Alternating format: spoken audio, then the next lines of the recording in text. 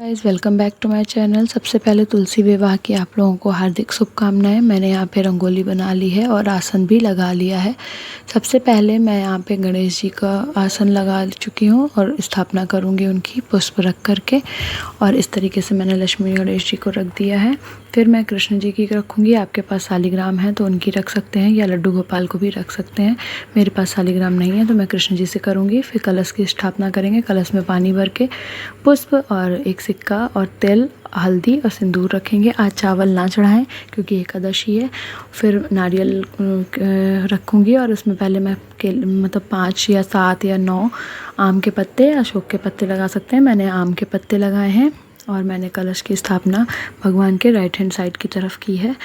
इस तरीके से हम सब स्थापना कर लिए हैं। और फिर उसके बाद मैं आपको दिखा दूं, मैंने आज इस तरह का सूट पहना हुआ है और ये मेरी शादी की चुन्नी है, मैंने उसी को पहना है। फिर मैं पुष्प अर्पण करूंगी सभी को।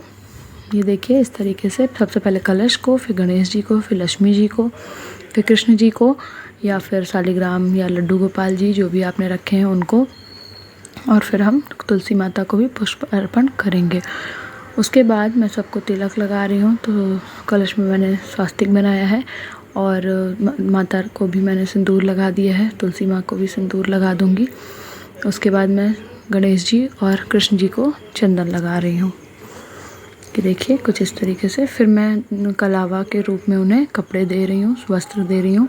तो मैं सबको इस तरीके से कपड़े, वैसे मैंने कपड़े पहना रखे हैं पर फिर भी मैं वस्त्र के रूप में कलेवा को अर्पण कर रही हूँ सबको। ये देखिए कृष्ण जी को भी मैंने ऐसे अर्पण किया है। और मैं तुलसी माता के लिए चुन्नी लाई थी तो चुन्नी भी अर्पण की है और मैंने कलावा भी उनको चढ़ाया हुआ है। उसके बाद मैं उनको इस तरीके से हल्दी लगा रही हूँ क्योंकि शादी से पहले हल्दी होती है। तो सबसे पहले मैं हल्दी लगाऊंगी तुलसी जी को। ये देखिए 5 बार मैंने हल्दी लगाई है, उनके पत्तों में ही लगा दीजिए। फिर उसके बाद मेहंदी होती है तो मैंने शादी में मेहंदी के तौर पे मैंने ऐसे मेहंदी उनको हर जगह छुआ दी है। 5 बार ही मैं मेहंदी लगा रही हूँ। आपके पास अगर कोन वाली मेहंदी ना हो तो आप पाउडर वाली भी ले सकते हैं। फिर मैं उन्हें चूड़ी पहना रही हूँ। ये देखिए इस तरीके से मैंने उन्हें चूड़ी पहना दिया है और बाकी की चूड़ियाँ मैं ऐसे छुआ कर उनको रख देती हूँ। फिर मैं सारा श्रृंगार का सामान, बिंदी, सिंदूर, कंघी और आलता, सब कुछ मैंने ऐसे जो भी रहता है उनको लगाया है। फिर उसके बाद मैं फल चढ़ा रही हूँ सबको इस तरीके से। फिर मैं यहाँ पे माले तैयार कर रखे हैं जो कि मैंने तुलसी माँ को पहनाया है। तो पहले मैंने श्री कृष्ण को अर्पण किया है उसे, और फिर अर्पण करके तुलसी माता का अर्पण करके श्री कृष्ण जी को चढ़ाया है। फिर मैंने यहाँ पे 11 पत्ते लिए हैं तुलसी के, उसका मैंने माला बना लिया था और वो मैंने कृष्ण जी को अर्पण किया है। फिर मैंने यहाँ मिठाई अर्पण की है जिसमें मैंने बेसन का लड्डू बनाया है। तो गणेश जी और कान्हा जी के लिए मैंने बेसन का लड्डू बनाया था, वो है। फिर चंदामित बनाया था मैंने। इस चंदामित में पहले मैंने श्री कृष्ण जी को स्नान भी करा चुकी हूँ। तो और ये मैंने यहाँ पे मावा का मिष्ठान बनाया था, घर पे बनाया था। फिर मैंने सब चीज़ों पे मैं धूप दिखा रही हूँ। ये देखिए इस तरीके से हमें धूप दिखानी है। और फिर हम दिया दिखाएंगे। ये देखिए मैंने घी का दिया जलाया है और दिया को हमेशा 4 बार चरणों में, 2 बार कमर पे, 3 बार मुख पे और 7 बार पूरी बॉडी पे दिखाया जाता है। तो मैं उसी प्रकार से सभी देवी देवताओं पे उसी तरह से दिखा रही हूँ। 4, 3, 2 और फिर 7। तो इस तरीके से हमने दिया दिखा दिया है माता पे।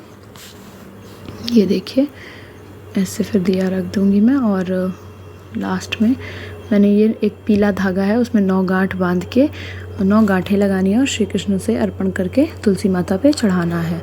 ये देखिए इस तरीके से मैंने चढ़ा दिया है। फिर मैं परिक्रमा करी जाती है, या आप फेरा ले सकते हैं। तो फेरे नहीं ले सकते अगर जगह नहीं है, जैसे मेरे पास जगह नहीं थी तो मैंने एक नारियल को लेकर 7 बार उसे घुमाया जिससे वो परिक्रमा का काम कर रहा है। फिर एक सिक्के की मदद से माता को मैंने सिंदूर चढ़ाया है, सिंदूर की विधि की है। जैसे कि श्री कृष्ण को मैं छुआऊंगी और फिर उसके बाद सिक्के की हेल्प से मैं माता को सिंदूर अर्पण करूंगी। इस तरीके से हम सिंदूर भी लगा चुके हैं। फिर जो भी हमें दान देना है वो दान हम इस तरीके से एक चुन्नी में मैंने रख के, और तिल और जो भी मुद्रा हमें देनी थी उसको मैंने अर्पण कर दिया है।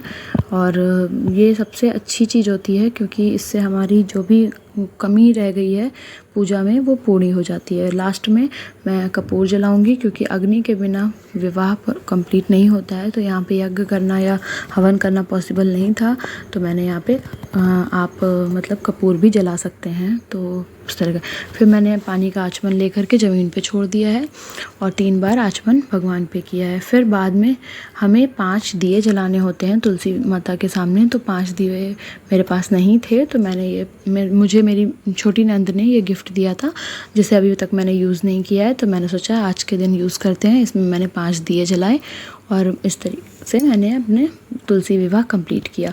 आपने देखा होगा कि पहले तुलसी जी मेरे राइट हैंड साइड पे थी और लेफ़्ट हैंड साइड पे कृष्ण जी थे। फिर मैंने उनकी जगह को चेंज कर दिया क्योंकि शादी के बाद वर और वधू की प्लेस जो होती है वो चेंज कर दी जाती है। तो मैंने और मेरे हस्बैंड ने मिलकर इसे किया है। एक लोगों ने उठा लिया और इस तरीके से चेंज कर दिया है। तो आपको भी इस वीडियो से काफ़ी कुछ मिला होगा देखने के लिए। और मैं एक चीज़ बताना भूल गई कि गठबंधन किया था, तो जो चुनरी हमने तुलसी जी को उड़ाई थी उसी में मैंने कलेवे की हेल्प से गठबंधन किया था। बाद में मैंने अपने मंदिर पे भी पूजा की थी और खाटू श्याम का आज जन्मदिन था, तो मैंने अपने मंदिर में कुछ गुब्बारे लगा करके बलून से डेकोरेशन किया। और बाबा को भी मैंने भोग में रबड़ी अर्पण की थी और मैंने ये रबड़ी घर पे ही बनाई हुई थी, तो इसलिए मैंने सभी भगवानों को मैं घर पर ही बनाकर ही ज़्यादा अच्छे से बनाती हूँ। लड्डू भी मैंने घर पे ही बनाए थे। तो कैसा लगा आपको वीडियो? आपको ज़रूर इससे कुछ जानने को मिला।